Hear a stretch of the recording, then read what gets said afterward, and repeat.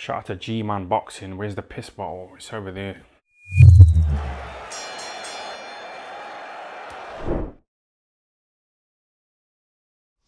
Alright, people. Fight Camp Week 3.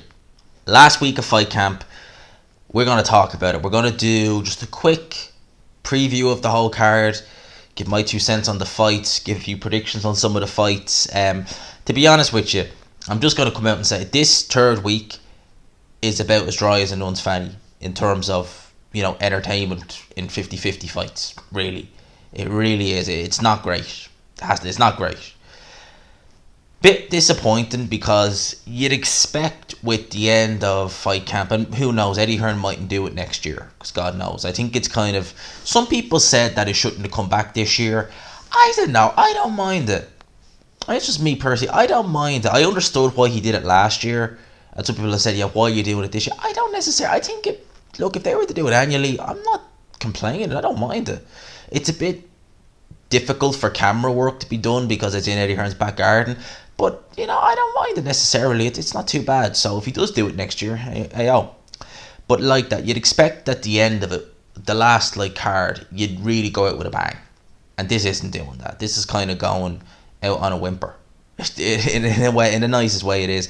There was meant to be Savannah Marshall, Ellie Scottney and Felix Cash on this card. They all got binned. I assume they just couldn't find opponents for them.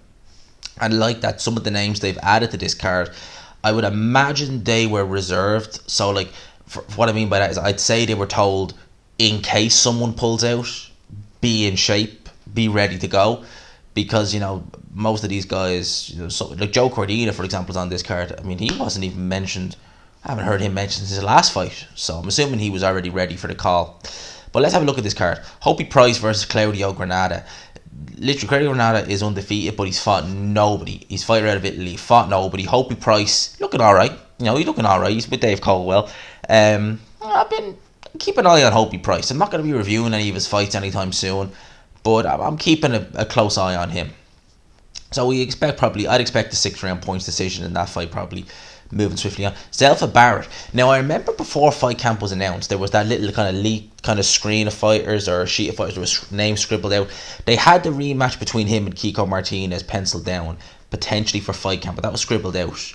Now, I've heard that Zelfa Barrett's mum sadly passed away. That was going back a few months, I think June or May, but I think it was June kind of time. So that's very sad. RIP to Zelfa Barrett's mum. And so he wasn't going to be in there with Kiko Martinez. He's in there against TBA, so you'd imagine it's not going to be anybody good. But Zelfa Barrett, I do enjoy watching him, I have to say. Now, I enjoy Zelfa Barrett as a fighter. He can definitely punch. He's always in entertaining fights. So, Zelfa Barrett, I'm okay with that. He's not going to be fighting the cream of the crop. If it's TBA on Tuesday tonight, probably not going to be announced tomorrow either. But it's not going to be the cream of the crop, put it like that. But hey, look, you get to go in there, you get to see probably a nice little knockout, so I'm all good with that.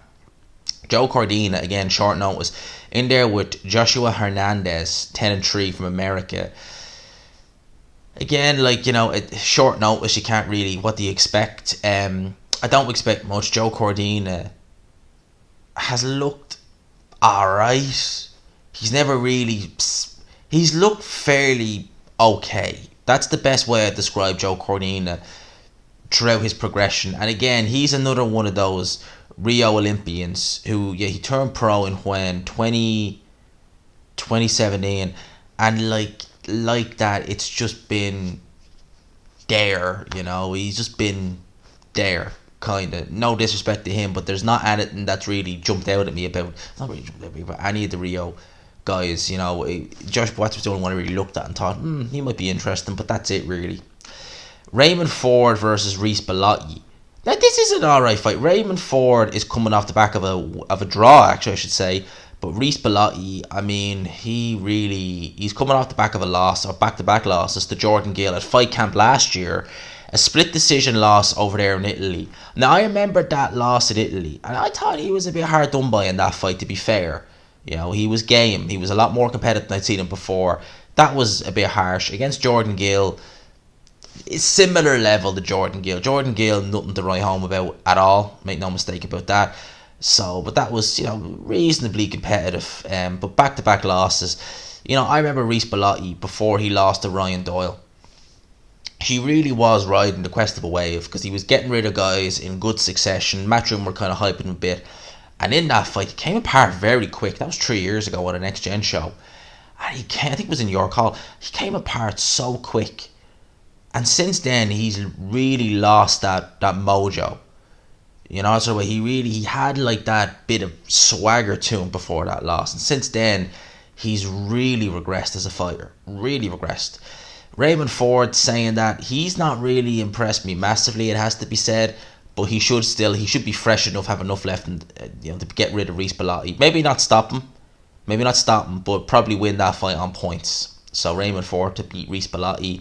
Cash Farouk, always love watching Cash Farouk. Great fighter to watch, very entertaining. I'll talk about what I think will happen after. But he's fighting a guy called Luis Gerard Castillo. Alright, or Castillo, however you pronounce that. 28-2, 18 knockouts. Not too bad. Who was he lost to? He lost to Rosado Hugo Granados. Never heard of him. And he also lost to a guy called Adrian Yamzia. Again, never heard of either of these guys. He's a Mexican puncher, judging by his record. He carries a bit of pop, and you always worry about... Whenever you hear a British fighter going in there with another Mexican fighter, you always do tend to worry, because this past year, I think Josh Taylor's the only guy to go over and fight a Mexican and get a win. Cash Farouk is very good. He's an excellent fighter, and I think he'll have enough in the tank. He'll have enough in his arsenal to beat this guy. Probably win it on points. And I think that the fight that to me makes sense for Cash Farouk is the Lee McGregor rematch. The first fight was very entertaining. I personally thought you could have given it to Lee McGregor personally. Saying that, I could make a serious case for Cash Farouk as well. At the end of the day, I really kind of went back and forth. There's times I've watched that fight is one of those fights where I find it very hard to watch. And I don't find it very hard to watch. I find it easy to watch, but hard to score. Because there's been times where I've looked at it and I've thought, Farouk got that. No, Farouk got that. Then there's times I've looked at it and actually no. I've watched that fight about 4 or 5 times since it happened a couple of years back now. And I've always been like that. If you had to say who I'd probably score, I'd say Lee McGregor just shaded it. But if they were to rematch now, I'd probably lean towards Cash Farouk winning the fight. I think he's more versatile. Although Lee McGregor's improved a lot under Ben Davison, he has. So for me, that's a great little domestic fight. Get that fight made. Definitely, because I think that's a great fight. Michael McKinnon versus... Now, I'm not even going to try. I'm not going to go there. His name is too hard to pronounce. But I know the guy. He did lose to Josh Kelly a couple of years back. And that was one of those fights where Kelly really pissed a lot of people off. Because he was showboating in that fight. And he ended up getting hit with shots. That was really I'd seen Kelly do that before. But that was one of those fights against this guy where it was he is, if you can't see that this guy is a knockout waiting to happen, after seeing that, you'll never see it. So even though he wasn't really competitive against Kelly, he won a round or two. It really showed the flaws in Kelly. Michael McKinnon, I heavily favoured Chris Congo to beat Michael McKinnon. I really did. I heavily favoured Chris Congo. I thought Chris Congo looked excellent on Fight Camp last year against Luther Clay, and I really heavily favoured him to beat Michael McKinnon. Michael McKinnon proved me wrong. He only has 2 knockouts, right, in 20 wins. So that really tells you he's not the biggest puncher in the world. Having said that, knockout to knockout ratio doesn't always mean that you're going to be, a feather-fisted puncher. For example, Bob Ajasafi, when he fought Tony Bellew, that was back down to light heavyweight, I think he only had 2 knockouts in all of his wins. But Bob Ajasafi, I think Bellew said he's one of the biggest punchers. I think other people say he's a big puncher. Bob Ajasafi can punch. Alright, make no mistake, but he can definitely punch. Alright. He might not have the record to suggest it, but some of these guys, maybe they just don't have the time. And maybe they just... And again, they have to remember, are you going to be one of these fighters going to be all about offense or about defense? Because if you're going to be all about offense, you might get more knockouts. But if you're going to be about defense, you might be just deciding, safety first. Vladimir should have a knockout ratio, Klitschko, higher than it is. But a lot of the times he just decided, I'll take the 12 round points decision, I'll play it safety first, and I won't step on the gas, because he could have a lot more knockouts, and he's got a lot already, but he could have a lot more knockouts than he has, Vladimir Klitschko, if he just stepped on the gas with a couple of fighters more. Like, he was going to let Eddie Chambers go to 12 until Emmanuel Stewart shouted at him saying, no, get rid of this guy. Michael McKinnon, I think, hits harder than his record suggests. It'd be interesting to see if he could stop this guy. I don't think... Kelly did have him down, actually. So it'd be interesting to see if he could be able to drop this guy and possibly even stop him. But that's Michael McKinnon.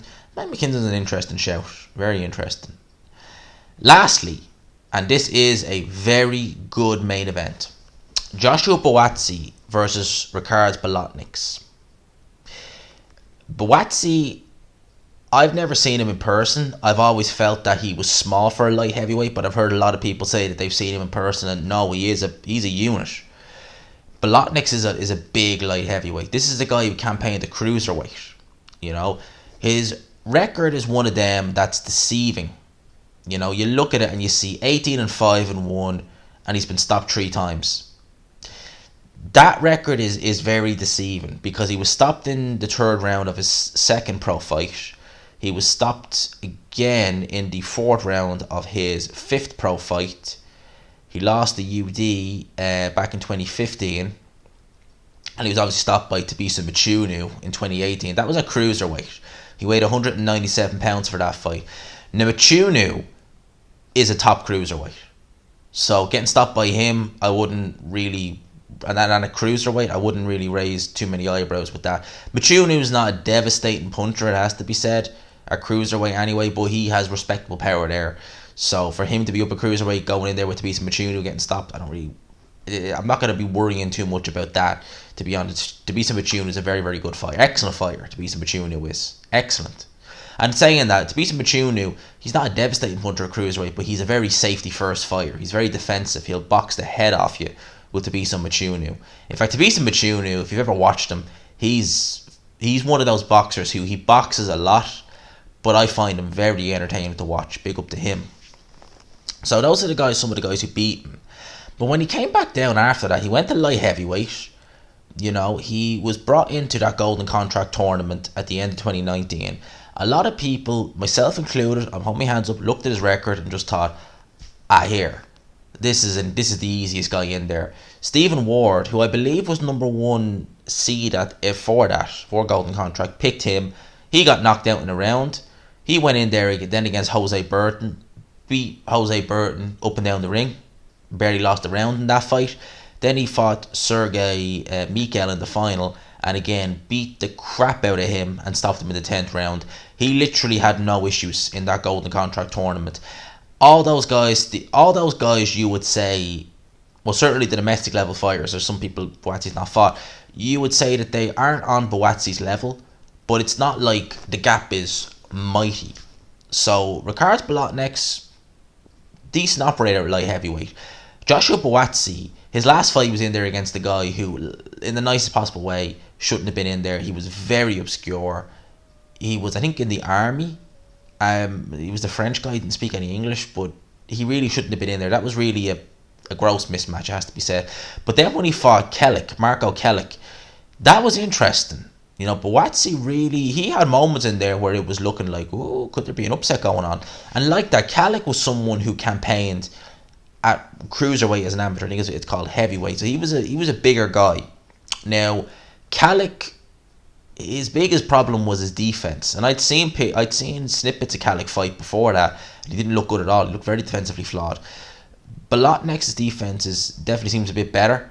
He seems to be very strong. He could definitely punch. It's a very interesting fight, Ricards Bolotniks versus Joshua Buatsi. I expect Buatsi to win this fight. I reckon he will stop Bolotniks, but I reckon he'll stop him late. I reckon this could be going 8-9 rounds before we see a stoppage. And make no mistake about it, Buatsi, I'm picking him to win. He will not have it all his own way in this fight. He will have some tough rounds in there. Definitely. Definitely he's going to have some tough rounds in there. It's be interesting to see how he deals with the strength of Bolotniks, because Buatsi is a light heavyweight. I think it's fair to say he's a fully fledged light heavyweight.